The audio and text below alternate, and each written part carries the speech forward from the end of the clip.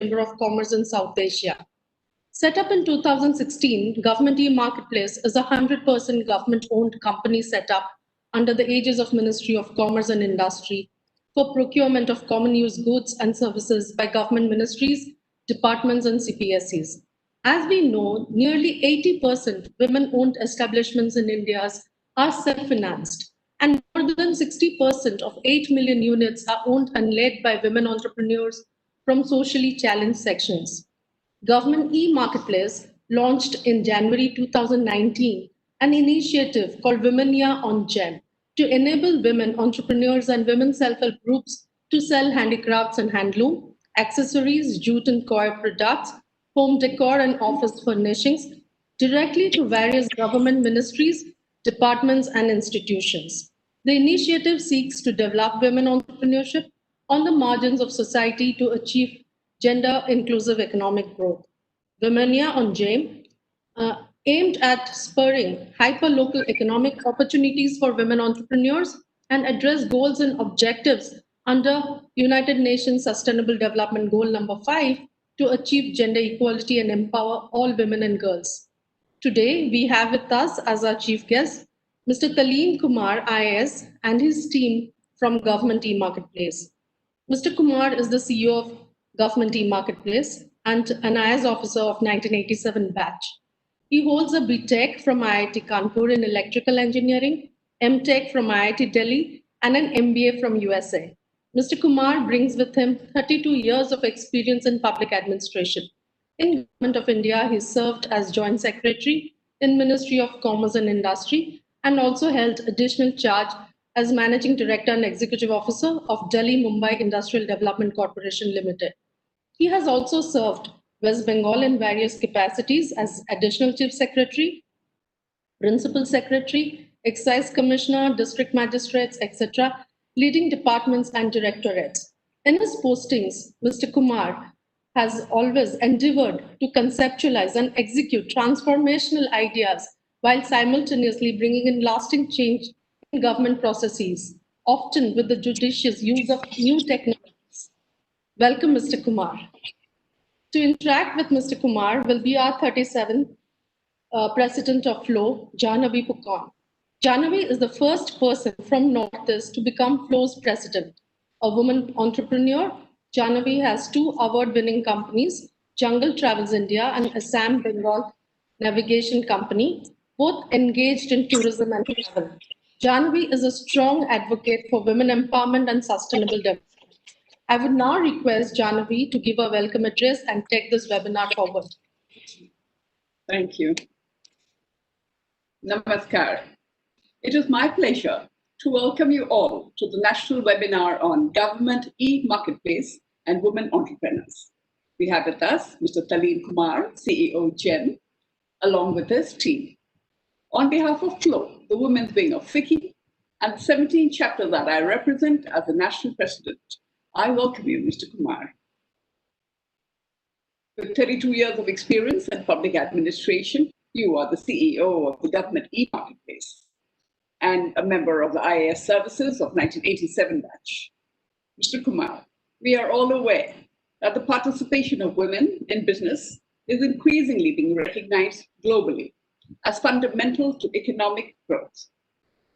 MSMEs play a significant role in the national economic development of any country. They provide the majority of the new jobs and produce much of the creativity and the innovation that fuel economic progress. Recently, we had an interaction with Sri Nitin Gadkari, Honorable Minister of MSME. Sri Gadkari mentioned that the government is providing subsidies to empower women entrepreneurs. For the general category, 25% in rural areas and 15% for urban areas. For the special category, it's 35% in rural and 25% in urban. And also for more than 30% of women-led micro-enterprises, they are being assisted by the government every year. He informed us that the government is also planning to create a deposit-taking social microfinance organization to disburse loans of up to 10 lakhs to women and small entrepreneurs easily. So subsequent to that interaction, it was incumbent upon us to learn more about the government e-marketplace. As we all know, government e-marketplace is an online public procurement portal, which is primarily brought in to focus and aid MSMEs for the procurement and selling of products. And it aims to help the declining supply chain challenges for MSMEs and to try to take India forward. But for the women, we find that though there are so many opportunities ahead of us, we do not know how to go forward and grab it with both hands. As mentioned by Mr. Kumar in a recent interview, the three pillars of GeM are inclusivity, a perk of the government e-marketplace where small vendors to business owners are all equally allowed to use the services. Second, as you had mentioned, is usability and transparency, a feature where the authorities ensure complete transparency. From craftsmen, artisans to shop owners, wholesalers, all can apparently use the GeM portal and benefit. The third pillar is efficiency and cost saving. You had mentioned in a recent study by the World Bank, 163,000 tenders were analyzed, and it was found that at GeM, 9.5% less than the median price was offered. So the World Bank had identified GeM as a cost-effective platform. So with 17 pan-India chapters of Flow has, with 8,000 women entrepreneurs and professionals all across the country, we are here to understand more about how this works. Flow works towards empowering and entrepreneurship of its members. We want to enable economic self-reliance, and we want to participate in the sustainable development of the nation. That is why we are all keen today with all the women entrepreneurs from Flow to listen to you and learn more and understand the mechanism of how this will function. I would like to thank my day chair, Dharitri Patnaik, for putting this session together. And as a token of our gratitude to Mr. Kumar, may I present a virtual memento on behalf of Flow. And may I request IT to show the memento, please.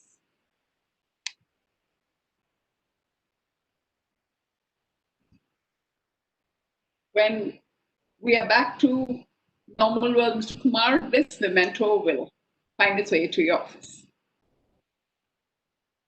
So should we start with the, I think that. So we are, we would like to start with a question for you.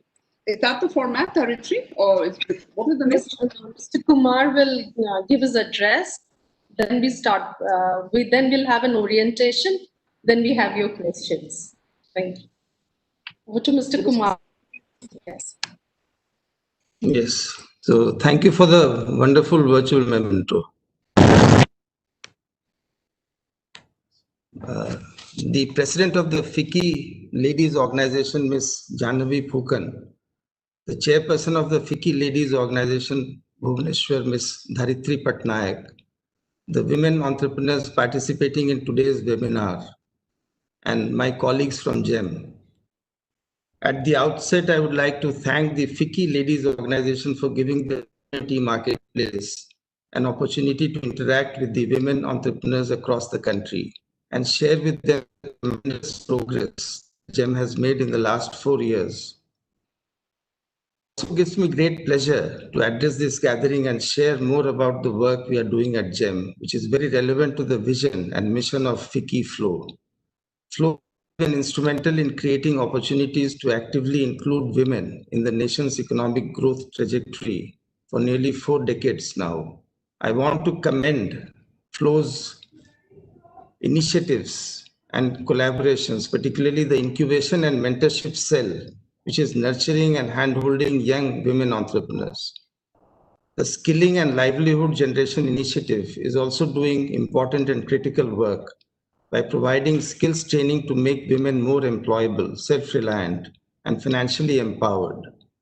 Like Flow's mission, one of the primary goals of GeM also is to create truly inclusive economic growth by inclusion of MSMEs, women, and other underserved sellers. It is heartening that we are all working towards the larger goals of inclusivity and an Atmanirbhar Bharat. To begin, I would like to reiterate the three visions of pillars of GeM, which the Honorable Prime Minister himself has expounded. And his vision is to drive the three pillars, as the President Flo said. The first pillar is inclusivity, the second is usability and transparency, and the third is efficiency and cost savings. Now, why is this vision important? Because this vision brings the government closer to the people. These are exactly the things that people want to see in a government. And that is why I regard this as a very, very important part of GeM. I would like to say that many people think about GeM as simply as a procurement portal. Well, I would like to say that it is much more than a public procurement portal only. Now, if you see closely, it has engineered the largest change management process in India in all government departments. We have 46,000 plus buyers in GeM, and all of them are aligning their processes with GeM because they find GeM as a very, very cost effective and a fast, transparent platform to procure from. Secondly, I would like to say that the manner in which digitization has happened and technology and analytics have participated in the transformation of public procurement, all these have brought in tremendous visibility in procurement. All of us know how government procurement used to happen. And I'm not criticizing anyone here. I'm just saying that at times we felt in the government that the process was pretty opaque and there was no visibility. Well, GeM now brings visibility through digitization, analytics, and technology. Another point I would like to say is that GeM is very good as a platform for ensuring transmission of policy intent. Government may have various kinds of policies, and it would like them to be translated into action. But platforms like GeM, digital platforms like GeM, actually make it happen. And whatever is the policy intent, we can transmit it faithfully, efficiently, and fast. So that is why I consider GeM to be much more than a national public procurement portal only. Let me quickly take you through the journey that GeM has traversed in the last 4 years. It has made tremendous strides, which must be appreciated across multiple dimensions. If you look at the large scale of operations, we have now 46,000 plus buyers. We have nearly 456,000 sellers, 7,900 plus product categories, 22 lakh plus products on the platform today. And the cumulative order value on GeM is 60,000 crore plus. And if you consider 9.75% as the savings on median price, it is the savings across all state government buyers and across all central government buyers would be roughly around 5,850 crore, or in the neighborhood of that amount, which is a substantial sum of money. Then if you see how GeM has driven inclusion across the country, whether they are MSMEs or whether they are women entrepreneurs or startups. We have 118,000 MSME sellers, which are about 26% of sellers registered on GeM. And they have contributed to around 31,681 crore of orders placed. We have 15,888 women entrepreneurs who have helped in the procurement from GeM worth 4,025 crore worth of orders. We have 1,000 SHGs who have been registered on GeM with 500 plus products in 5 exclusive Saras product categories through integration with the Ministry of Rural Development. We have created a roadmap for onboarding 21 lakh weavers and 18 lakh craftsmen with the help of the Office of Development Commissioners, Handicrafts and Handlooms in consultation with the Ministry of Textiles. And in a short time, they have about 17,000 of them and craftsmen of weavers and about 7,000 craftsmen have already been onboarded on GeM. We have 5,500 SC/ST businesses selling through GeM. GeM is also powering the new economy and innovation with 6,551 startups transacting about 1,393 crore on GeM. These are some of the statistics I wanted to share with you to show how important inclusivity is for GeM. Of all procurement made in GeM in the year 2019-20, about 61% was from MSMEs, women entrepreneurs, and startups. GeM also is engaged in creating value-added products on its platform to help women entrepreneurs, MSMEs, and startups. Now, what we are doing is we have traditionally seen that banks are unable to offer loans, frictionless loans in an uncollateralized manner because they don't have access to data. We are working on a product called GeM Sahay, which will take the seller's data generated on GeM and afford him an opportunity of access to working capital only based on the order he receives from a buyer or the CRAC generated by the buyer.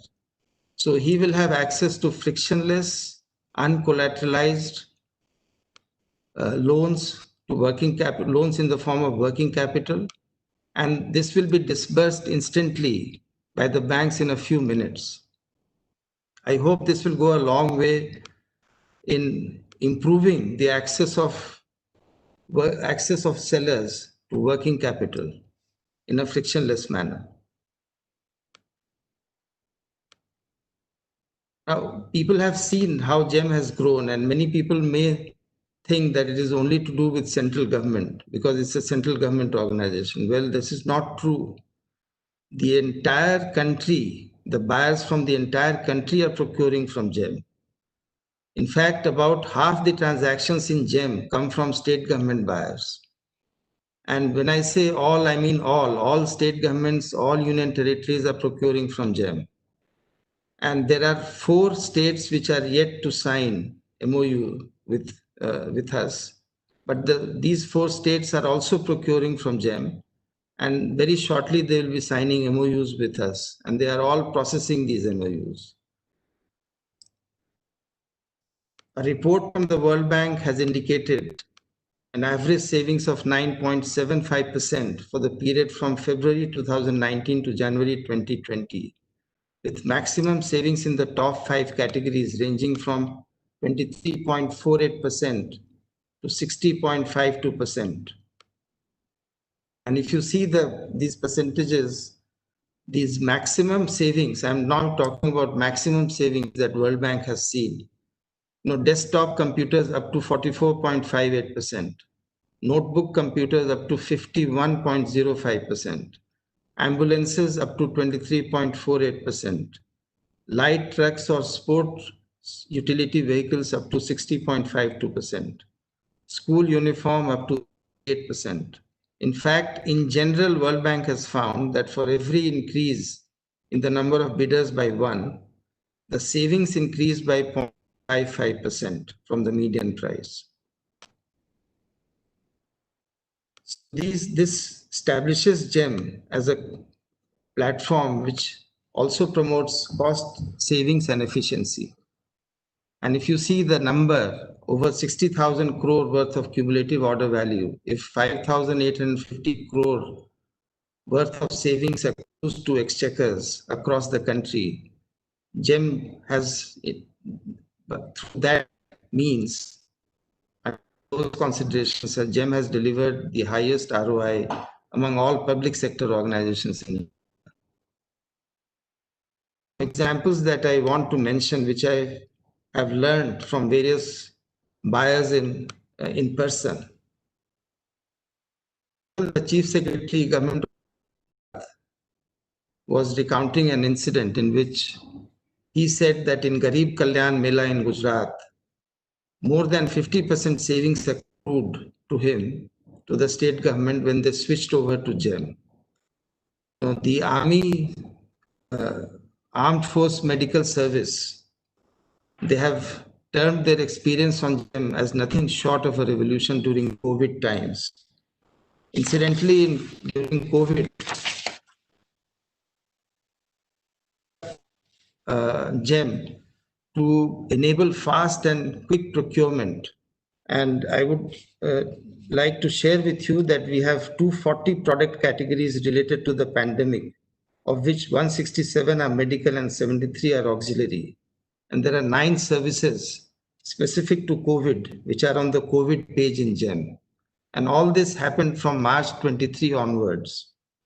We have more than 24,000 sellers and 89,000 products available in COVID-19 medical categories. Taken together in all the COVID-19 categories, we have more than 2 lakh products and around 37,000 sellers. From 1st of March onwards, if you see the total cumulative order value on GeM in COVID categories has been 2,053 crore, over 1,60,000 orders. So GeM has already contributed to the preparations and to the action plan that many states and central government organizations chalked out to combat the COVID-19 pandemic. We have also seen that tenders which otherwise used to cost around 400 crore for PPEs are now costing only 156 crore on GeM. Well, how is this possible? How are these numbers possible? These are possible because in the marketplace, as opposed to a publishing portal, you are able to digitize the catalogs. You are able to standardize the catalogs. The seller databases are attached to categories. Once there is a bid in any category on any product, all that category know about that bid and they participate. There are no barriers to participation. There is no barrier to registration. This is what GeM is all about, lowering the cost of doing business for small sellers. India initiative, we have already enabled percentage of content and country of origin to be introduced on the platform. Information about quantities procured at various price points and terms and conditions are being shown on the portal. We have introduced an advanced tender search feature on the portal, which allows a buyer to search for tenders across GeM, and therefore he can find the areas in which he can grow, in which he can diversify, and then he can grow with GeM. GeM today is a true benchmark in that a world-class e-marketplace can be created and operated at scale by a government in a vast country like India. The story of GeM has been shared with ministries across many countries, USA, Malaysia, Singapore, UAE, and it has been received with wide appreciation. Many people ask me what is the potential of GeM and how far can you go? Well, according to estimates in GeM, we have seen that procurement is traditionally across 3 buckets: goods, services, and works. Works is not yet a part of GeM's mandate. Now, if you consider only goods and services, the approximate value of goods and services which are procured by all entire government in the country, which means state governments and central government organizations, that number is about 5% of the GDP and translates to around 5 lakh to 8 lakh crores per annum. And in approximately in $1 billion terms, about 100 billion US dollars. So if you see that number, then GeM obviously will try to get as close to that number as possible. Global benchmarking compared to Chile Compra, GE Biz of Singapore, Coneps of Korea, all have shown that about 5% of the GDP roughly is the basket of procurement of goods and services by the governments. Now, what is the way forward in GeM?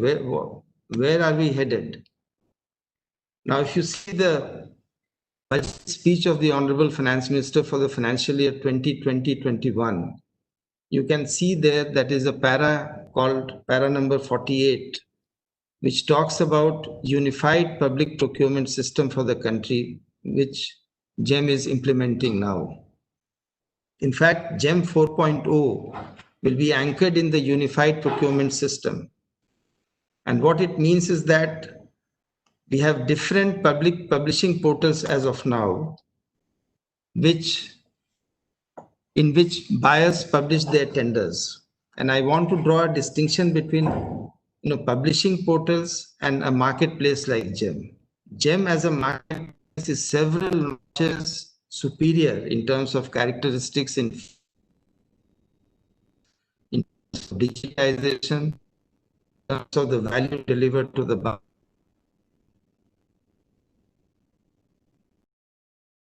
We unique experience on GeM and to have a GeM. If you see the publishing portals like Central Public Procurement Portal, then you have the Indian Railway Procurement System, you have the Defense Public Procurement Portal.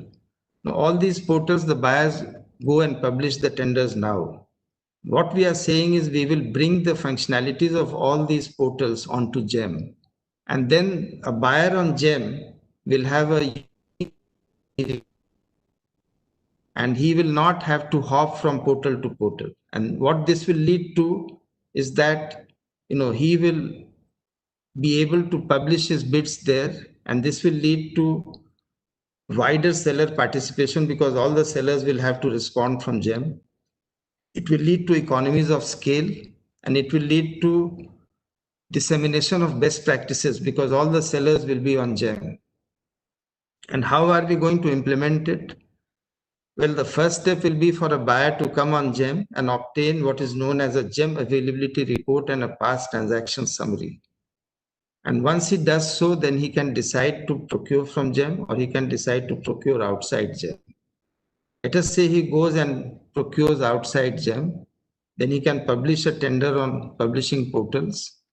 And this GeM validity report, availability report will be validated against that ID. And then only he can publish his tenders on publishing portals. And I must tell you that he may not have to go on other publishing portals because we will allow him to publish the bid on GeM itself. And this is what is known as a custom bid functionality. It will go live. So basically he comes on GeM. If he finds something on GeM, he can bid on GeM against the categories. If he cannot find the category that he's interested in, then he can go for a custom bid. That way he may not have to hop from portal to portal, and he will have a single user experience. And therefore he will have a much better experience in terms of procuring goods and services for his departments. Now coming to the processes and catalog management processes and systems that we are developing on GeM, we have completed 250 plus processes and enhancements since August 2019 till date, including 72 CPSE specific catalogs and features. And we are also anxious to create all those features and functionalities which the large buyers always wanted to have, like Ministry of Defense, like railways, like top central public sector undertakings. So we are in the process of completing all that by September 2020. So we have completed 250 plus software processes, and we will be completing another 200 plus by September 2020 to take us to GeM 4.0. And part of that process is the integration of GeM with the Ministry of Railways. And we are in active discussions with the Ministry of Railways to complete the integration so that their digitized processes can be leveraged to create a bid seamlessly on GeM, and so that the bidding can happen through GeM. And needless to say, all the benefits of GeM will then accrue also to of railways. We have also created special functionalities and features, and some of them I wanted to share with you because they are important, and they have to do with uploading of engineering drawings during creation of bids. adding new specifications in categories. So a buyer who wants to come to GeM and bid for GeM, if he doesn't find some, he can create an instance of the category, and he can then add a specification on the bidding against that. So he will not be handicapped, or he will not be hampered in his bidding process just because the specification wasn't there. And not only can he not upload a drawing against one category, he can upload a common drawing against a number of categories. He can impose special terms and conditions at category level while bidding. He can go for staggered delivery, which means long-term delivery staggered over numerous time intervals. He can go for item-wise, consignee-wise evaluation. He can go for demand aggregation. He can go for price variation clauses. He can go for mandatory caution money deposit by sellers, and so on. So all these processes that we will put in place in GeM will take GeM to the next level, which we are now calling 4.0. And even while we are thinking about 4.0, we are at the same time thinking about 5.0 as well in terms of technological interventions, such as using AI and analytics and predictive analytics and forecasting for enabling buyers to do their complete procurement planning and monitoring from GeM. We are also thinking about automating several processes of bidding, such as evaluation of PQ criteria or evaluation of technical criteria, because I get complaints from sellers that they have been unjustly and unfairly,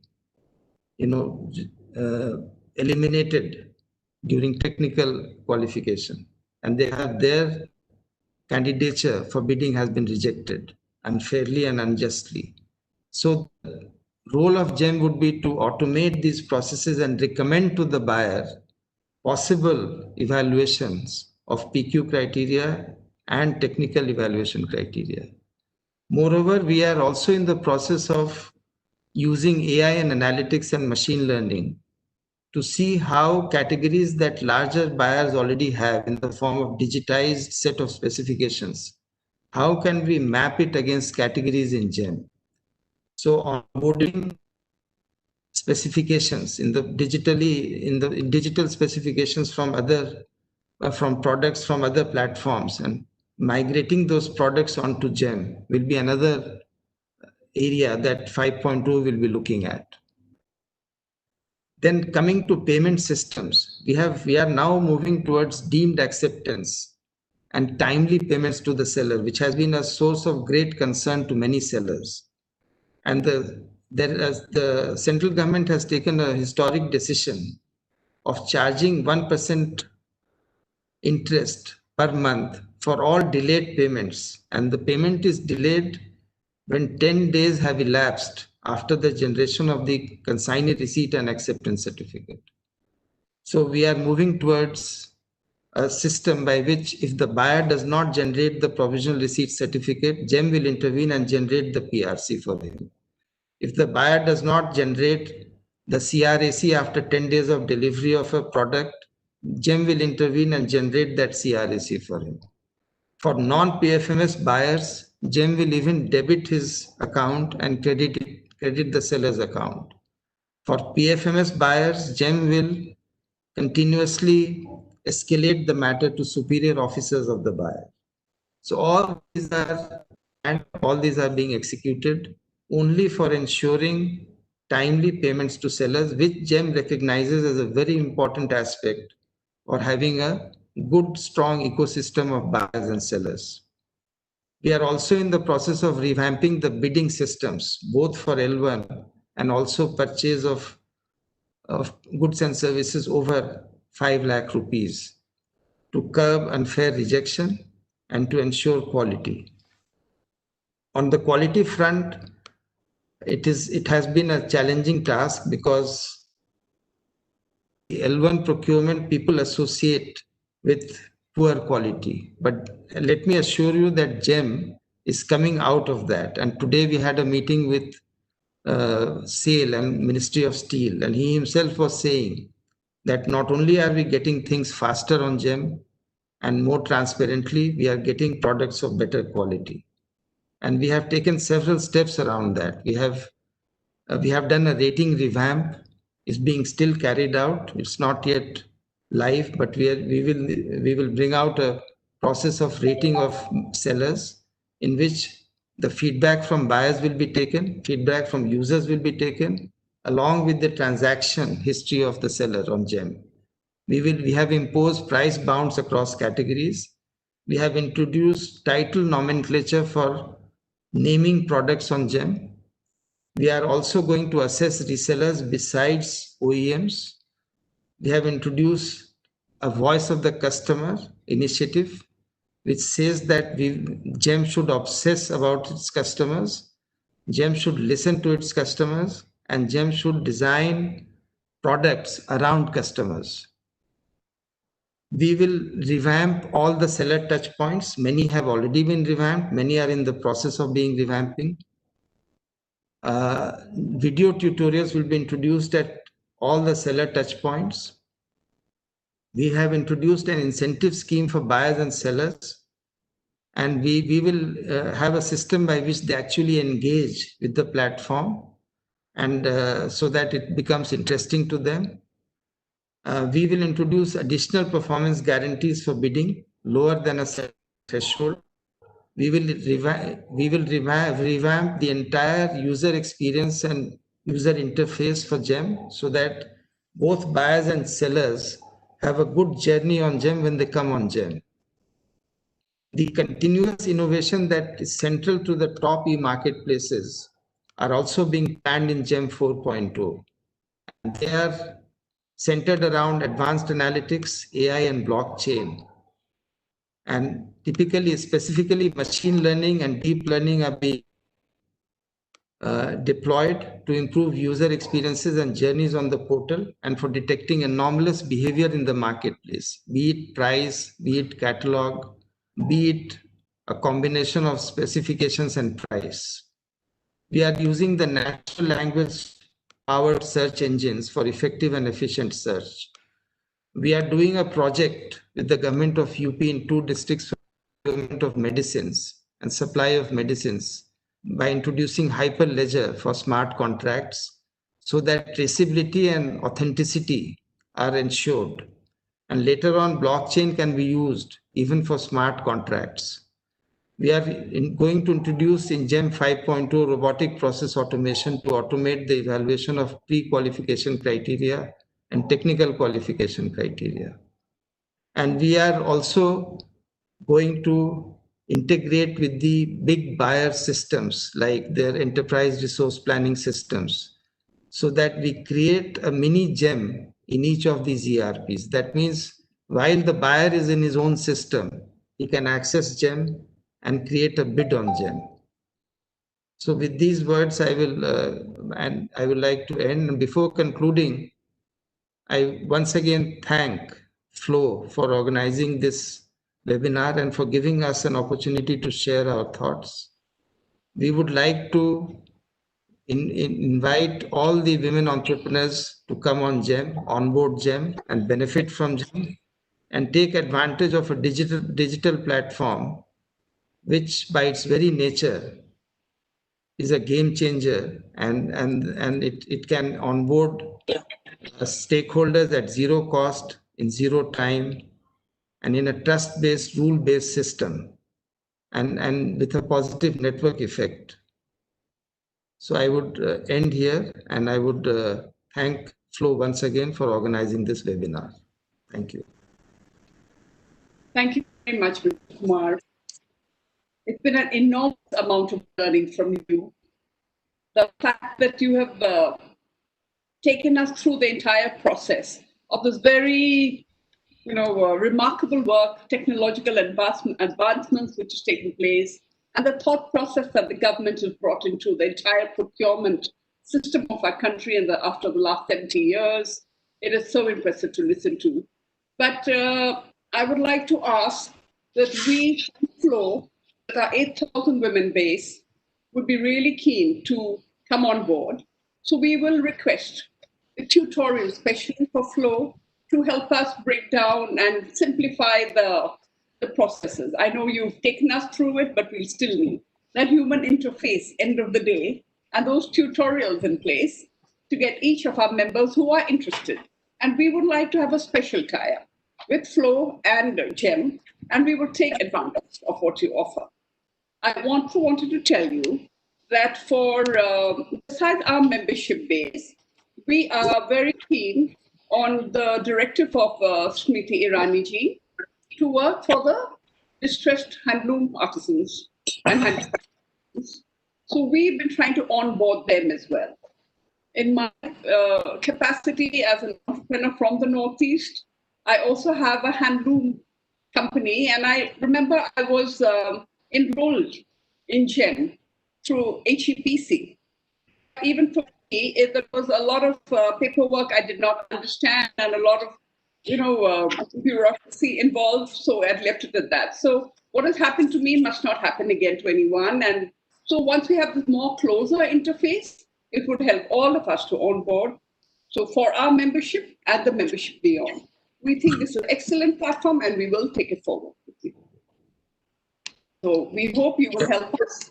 Yeah, I only help you. We will handhold you till all of you come on board, GeM. Yes. So we want a very close kind of an interface that you can help us develop. And there is another suggestion that I remember now, since you talked about handlooms and weavers and handicrafts. Yes.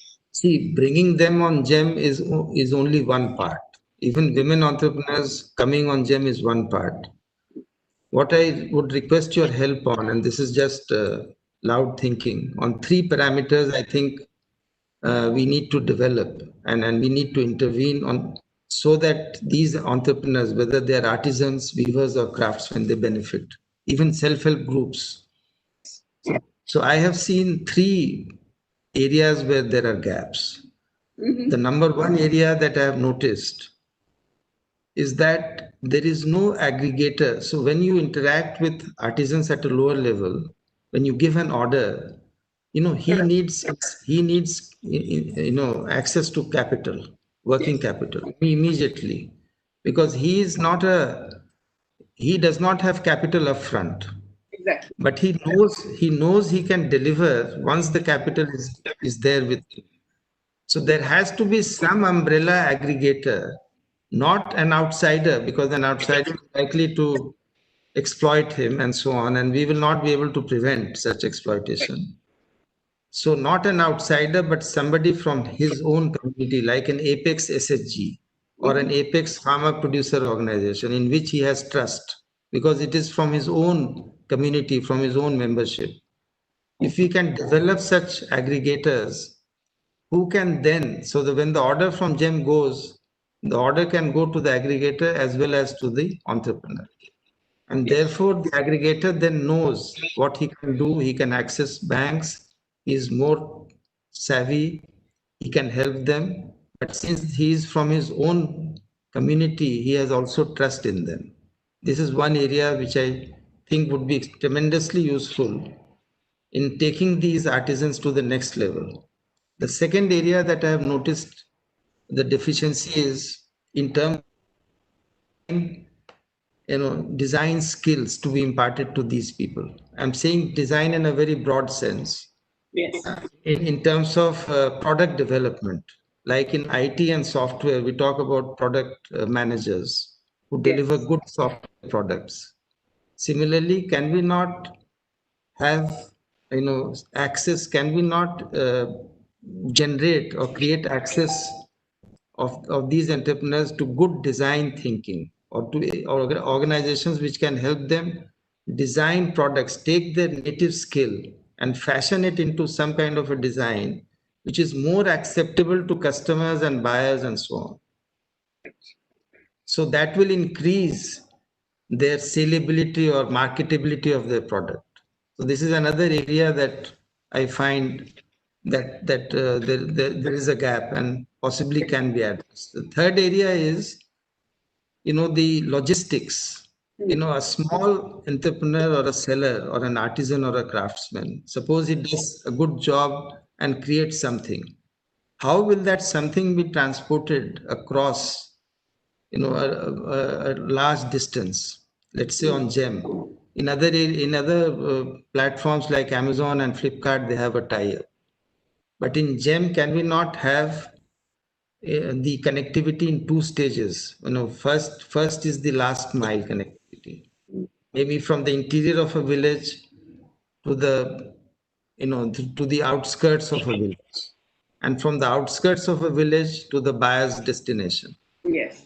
So I think the India Post or some such organization, if we start talking together along with entrepreneurs, this third deficiency or gap can also be addressed. These three will take all these entrepreneurs and small sellers to the next level. I completely agree, Mr. Taleen. You have understood the ground realities only too well. That we know the backward and the forward linkages are missing, and there's a whole breaks in this supply chain management. And we are also learning, and from our part, we will learn, and we will learn and work in our chapters to teach the chapters in our regional chapters. So we see Flow as a connective wire.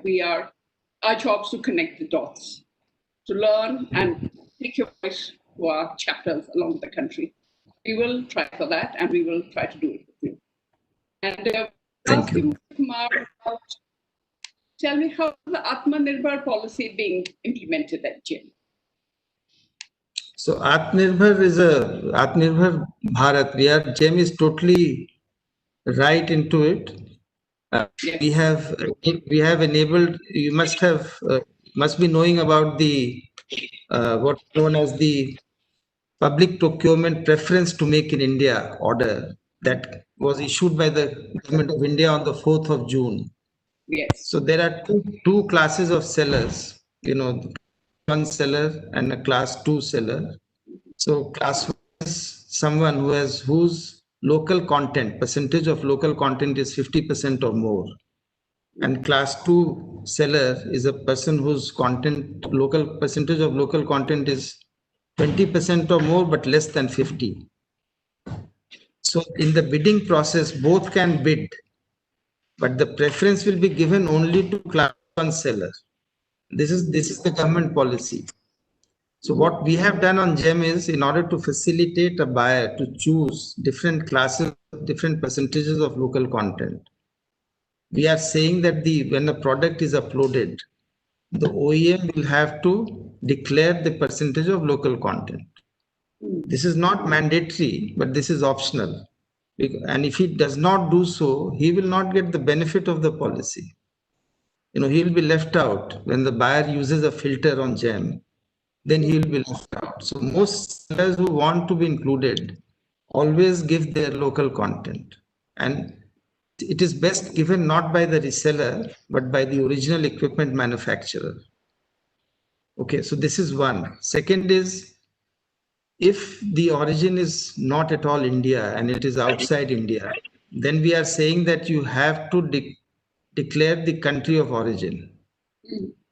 I'm not saying that if you declare country of origin, some country XYZ, I will remove you from the portal. You will be there, very much there. But if you don't declare your country of origin, then because of the extant laws and the Consumer Protection Act and the rules made there under, because of those legal and statutory provisions, we will have to tell you that you cannot be on the portal. So your catalog will be sidelined if you don't declare the country of origin. So we have been warning the sellers for a long time now that please declare the country of origin.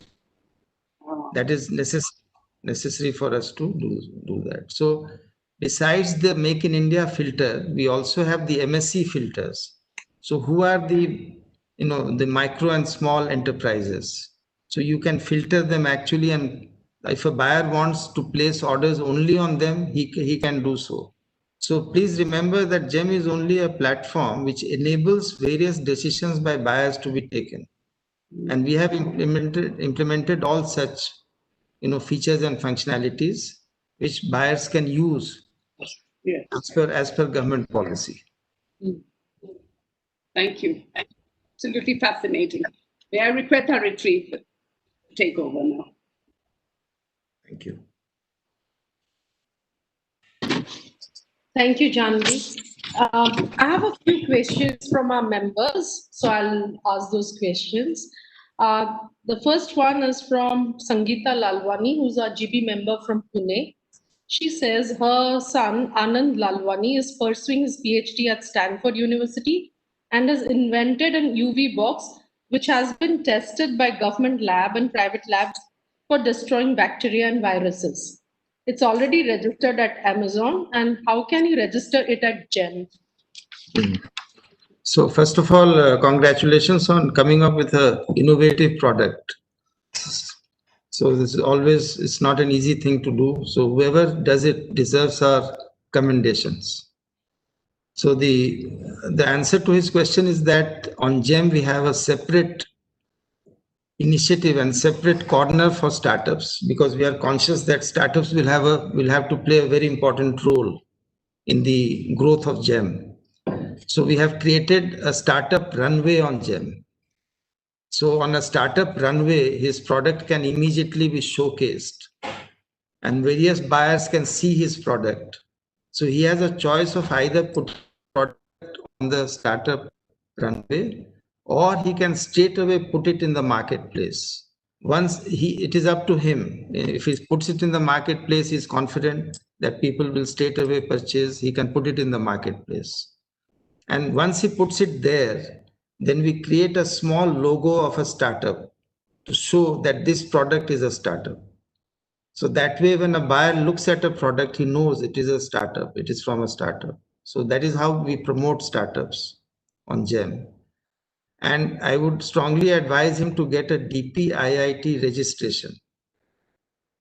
So the DPIIT registration is from the Department for Promotion of Industry and Internal Trade. And what it does is, because of this registration, whenever a buyer chooses to purchase from a startup, two things can be waived. One is the number of years of experience, and then his turnover, which clearly a startup will not have, because he's a startup.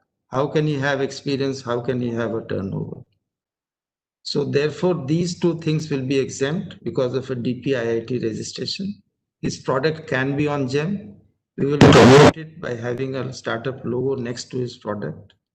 And let me tell you that startups have played a very, as I said in my address, and I have the exact numbers now to share with you. The total procurement from startups has been 1,393 crores. And the number of startups on GeM are 6,551, and they are growing every day. Thank you, sir. I'm sure Sangeeta is listening to this, or I'll convey it to her, and we'll get Anand's product registered in GeM. The next question I have is from Sonal More, who in fact nudged me to have this GeM webinar and training. She's a Flow member from Bhubaneswar. She wants to know, why has GeM not been popular among business houses, small scale business entrepreneurs, although it's been there as a government marketplace for some years?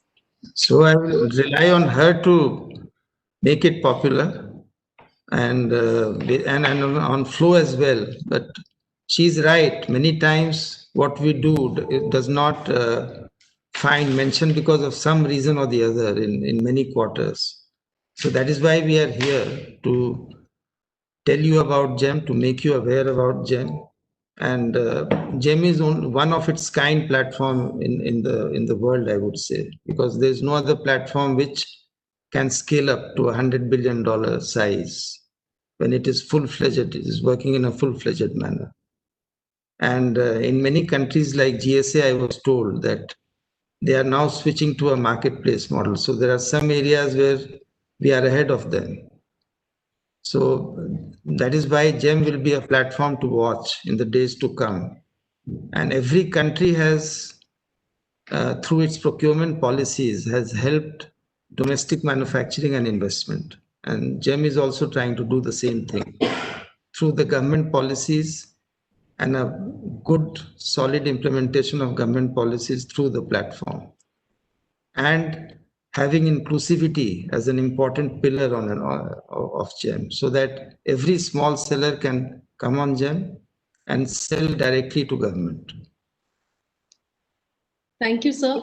And somewhat related to what you've just spoken about is a question from Flo Bhubaneswar's Senior Vice Chairperson, Sunita Mohanty. She says that now that the business and economy has so many challenges in this testing times, is government taking any specific measures for the entrepreneurs registered under GeM portal? Is the government thinking of increasing the fixed percentage of PSU to encourage more business for the registered entrepreneurs, especially women entrepreneurs?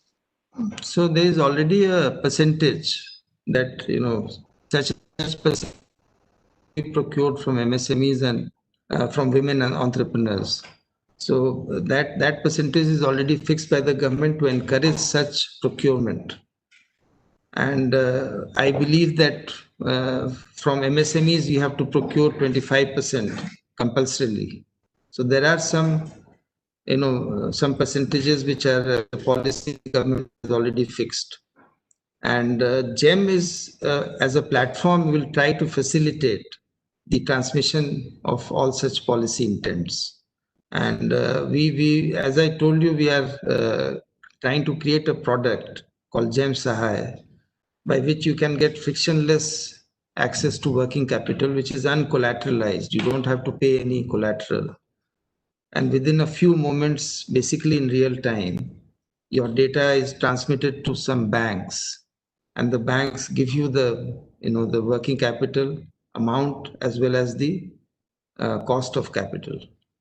So those things will come in very handy for sellers who can rely on totally digital platforms and digital processes to do their businesses. Thank you, sir.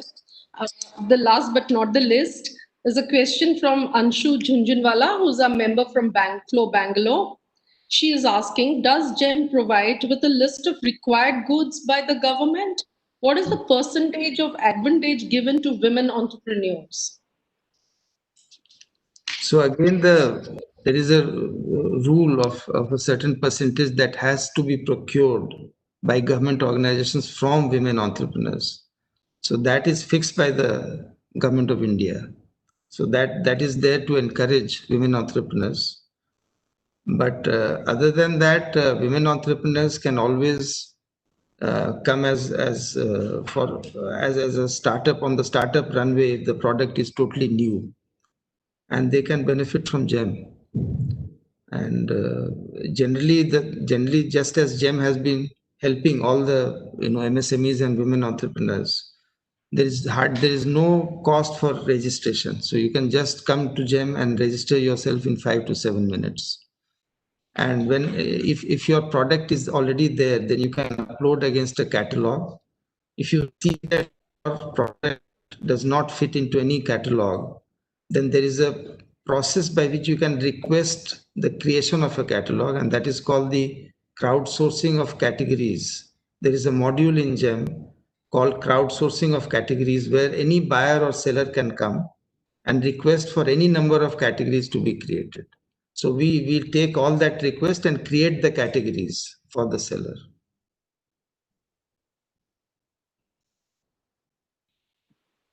Thank you, sir. Okay, I'll just take one more question, which says there are a few questions that's come up in the chat, but I'll just take one more. This is from Rupa Patel. She's also a GB member from Baroda. And she's asking, is GeM a good platform for niche technical products? Yes, absolutely. GeM is a platform for everything that state governments and central government organizations will like to procure. And there are many, many technical products on the platforms. Even cloud procurement of cloud services is happening on GeM today. So starting from simple sanitizers to cloud services, all are being procured from GeM. So GeM has, as I said, 22 lakh plus products and about 8,000 categories. It also has 131 services. So individual services are also on GeM, starting from cab hiring to security services, to housekeeping, to gardening, to facility management. All those services are on GeM. So the technical products are very much on GeM. Many technical products are already there, and if anyone has an inclination to put some technical product on GeM, there's absolutely nothing wrong with it, and it is a very good thing. And GeM already has many technical products. Sorry, so I have to continue with a few more questions. That's true. So one of our GB members, Minal Jain, she's saying that the live chat on the website is not responsive and nobody is available. And once any account is registered, it's very difficult to recover if we forget the password. It has to be user-friendly. So I will like to share. Give me the specifics on my email, and then I will. It will help me to find out what her issues are and actually benefit others also. If we can actually improve on the product, there might be some operational issues that she is facing. So we will be able to take care of that only when the specifics are given to us. So I'll be happy to if you can take all these questions which are about operational difficulties and give it to me, then while in the process of launching 4.2, we can improve on these products. We are also working on the chatbot, so it is work in progress. So if you have any concerns, we will take that into account. And the chatbot, we are going one step beyond the chatbot. We are actually going for a virtual assistant, so that you can come on to that virtual assistant and actually close your operations while you are inside the virtual assistant. So you don't have to quit the virtual assistant and actually go and hop on the platform to complete your processes.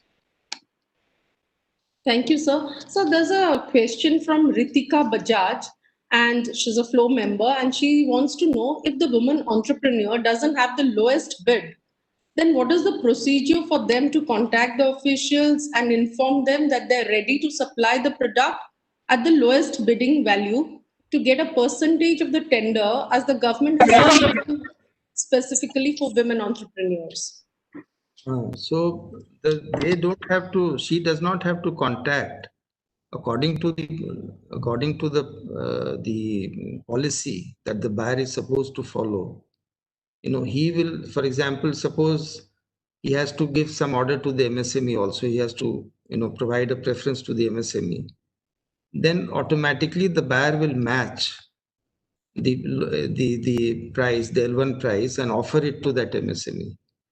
So she does not have to do anything. It is a contactless platform, as I said earlier. So we don't prefer anyone to contact anyone here. The portal and the platform should take care of every little detail. And there is a session, there is a Q&A session. My team is also here. They will also throw light on individual use cases where the platform comes to their rescue. I can request them to, Mr. Rajesh Jain, are you there? Or Mr. Kamra? There. Especially in the system, we have already built up that 15% purchase preference policy. And if any MSC sellers are within that particular band, the system, the buyer can straight away ask for the price matching from those MSCs, the L1 price, and the order can be equally divided among them. So this is already inbuilt in the portal. This is already implemented through the portal. So you don't have Yes, to, the other sellers don't have to intervene or do anything. if the seller is within the zone of preference, the platform will automatically provide that service to the seller. Okay, sir. So there's a question from our Vice President. So if you can ask the question.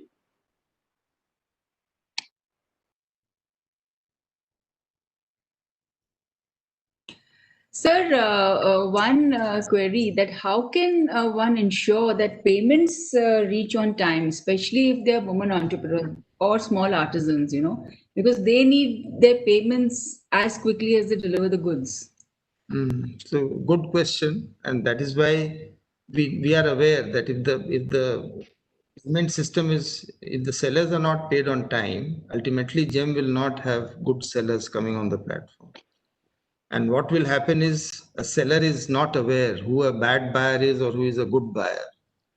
So he is likely to jack up the price of his product because he has to factor in delays in payment. So a good buyer will also get products at a higher price, which is not good, which is not a desirable thing to do. So what we are doing is, that is why I said in my address that we are now moving towards deemed payment. So what GeM will do is, let us say you supply something to the seller, to the buyer. After within 4 days of supply, if the buyer does not raise a provisional receipt certificate and there is no complaint against your delivery, then GeM will generate the PRC for the seller so that the delays by the buyer don't contribute to delays in payment. So there is an intervention. So GeM will watch as a platform and intervene to generate that PRC for you. Similarly, after 10 days of delivery, if the consignee receipt and acceptance certificate is not generated by the buyer, then GeM will intervene and generate that certificate for you. And after 10 days of CRAC, let us say the payment is not made. Then in the case of a non-PFMS buyer, which means that he has a bank account, GeM will intervene and debit his balance, because you remember, the orders can be placed by a non-PFMS buyer only when the amount in question is blocked by GeM. Otherwise, the order cannot be placed. So I know for sure that this amount is available for payment. That is why GeM is able to deduct that payment and give it to the seller. And for this, we have integrated with 18 banks. And the product is called the GeM Pool Account. GeM Pool Account is for non-PFMS buyers.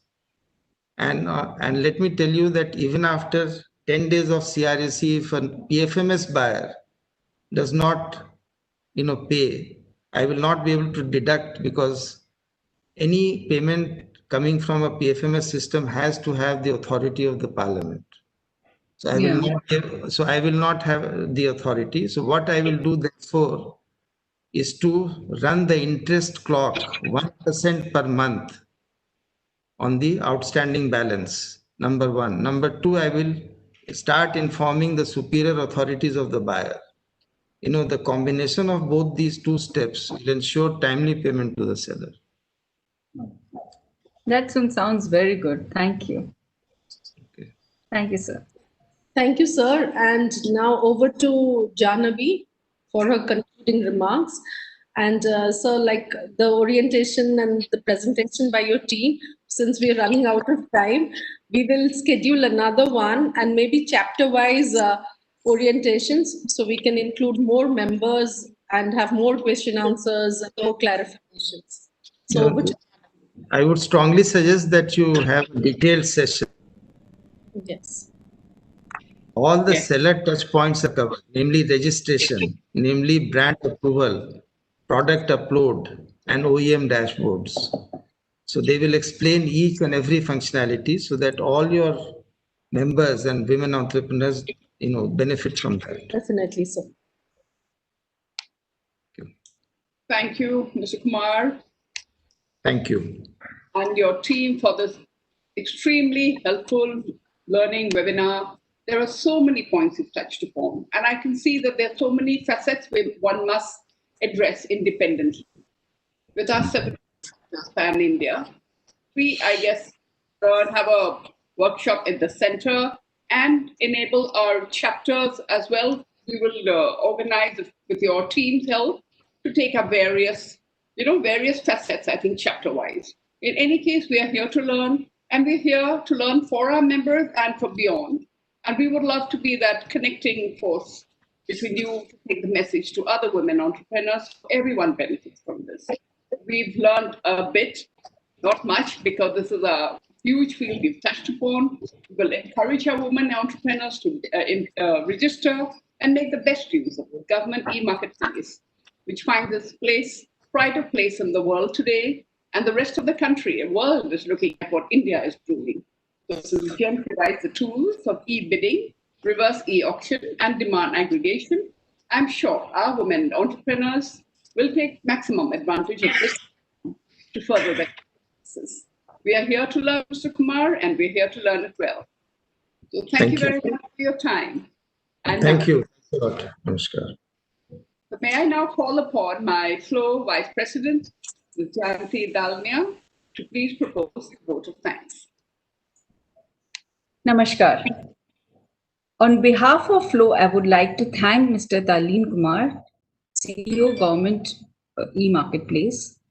Sir, you gave us a lot of pertinent information about the portal. It has made things very clear to us. I am also sure that our members will be highly benefited by onboarding GeM. I would like to thank the team from Government e-Marketplace for joining us today. We shall take some time and we will make sure that we have some workshops in our chapters and in the center, as Janvi has said. My sincere thanks to the past presidents, chapter chairs, and governing body members, and all the members for joining us. Dharitri Patnaik, Chapter Chair, Flow Bhubaneswar, thank you for putting this very informative session today. Thank you. Namaskar. Thank you, sir. Namaskar. Thank you, sir.